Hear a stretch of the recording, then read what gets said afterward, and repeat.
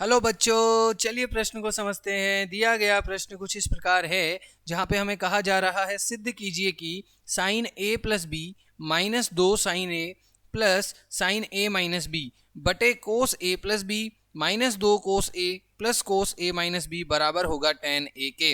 प्रश्न के अंदर हमें दो पक्ष दिए हुए हैं, एक पक्ष है दायां पक्ष, दूसरा पक्ष है बायां पक्ष। हम दाएं पक्ष और बाएं पक्ष को बराबर सिद्ध करेंगे। उसके लिए सबसे पहले हम प्रश्न के अंदर मुख्य अवधारणा को लिखते हैं। मुख्य अवधारणा के अंदर मैं आपको यहाँ पर लिखवाने वाला हूं, जो इस प्रश्न को हल करने के लिए जिन सूत्रों का उपयोग करेंगे उन सूत्रों को। तो सबसे पहले जो पहला सूत्र आता है वो हमारे पास में आता है sine C plus sine D का। तो sine C plus sine D जो है वो किसके बराबर होता है? वो बराबर होता है 2 साइन सी प्लस डी बटे दो गुणा कोस सी माइनस डी बटे 2।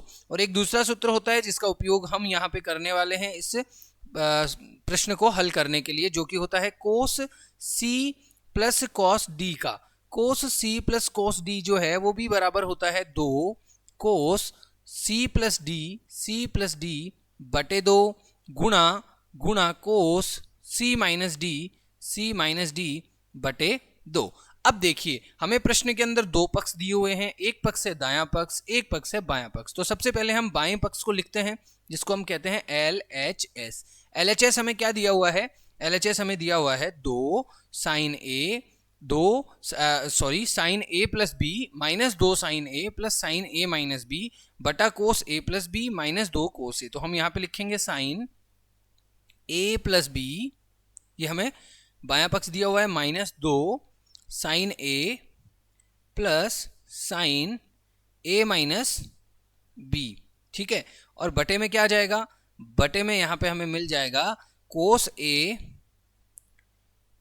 प्लस बी माइनस 2 कोस ए प्लस कोस ए माइनस बी।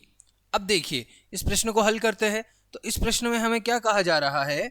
हमें कहा गया है कि आपके पास में एक साइन ए प्लस बी है minus 2 sine plus sine A minus B है। तो अब हम जानते हैं कि sine C plus sine D का जो सूत्र होता है वो क्या होता है, उसका हम यहाँ पे उपयोग करेंगे। तो हम यहाँ पे पाएंगे कि 2 साइन सी प्लस डी, जहाँ पे सी क्या है? ए प्लस बी है, और ये आपका ए हो जाएगा, या फिर sign A minus B, right. तो इन दोनों को अगर हम यूज करते हैं तो हम पाते हैं, यहाँ पे देखिएगा जब हमने हल किया प्रश्न को तो हमने पाया कि 2 साइन ए गुणा कोस बी माइनस का 2 साइन ए, ऐसा कैसा। ठीक है जी। और बटे में क्या आ जाएगा? बटे में आपके पास में आ जाएगा 2 कोस ए गुणा कोस बी माइनस के 2 कोस ए। ठीक है, अब जब हम इस प्रश्न को आगे और हल करेंगे तो हम पाएंगे कि 2 साइन ए कोस बी, 2 कोस ए साइन बी, यहां से कुछ कॉमन आ रहा है, यानी आपका जो अंश है वहां पर आप 2 साइन ए को बाहर कॉमन ले सकते हैं। तो आपको अंदर क्या मिल जाएगा? कोस बी माइनस 1 बटे, यहां पे क्या कॉमन आ रहा है? 2 कोस ए कॉमन आ रहा है, कॉमन यानी उभयनिष्ठ आ रहा है। ठीक है, तो उभयनिष्ठ हमने 2 कोस ए को उभयनिष्ठ ले लिया, तो क्या बचा? कोस बी माइनस 1 बच गया। अब देखिए, कोस बी माइनस 1 कट गया, 2 से 2 कट गया। साइन और कोस क्या होता है? टैन होता है, हम सब जानते हैं। तो टैन ए, ये हमारा दाहिना पक्ष आ गया।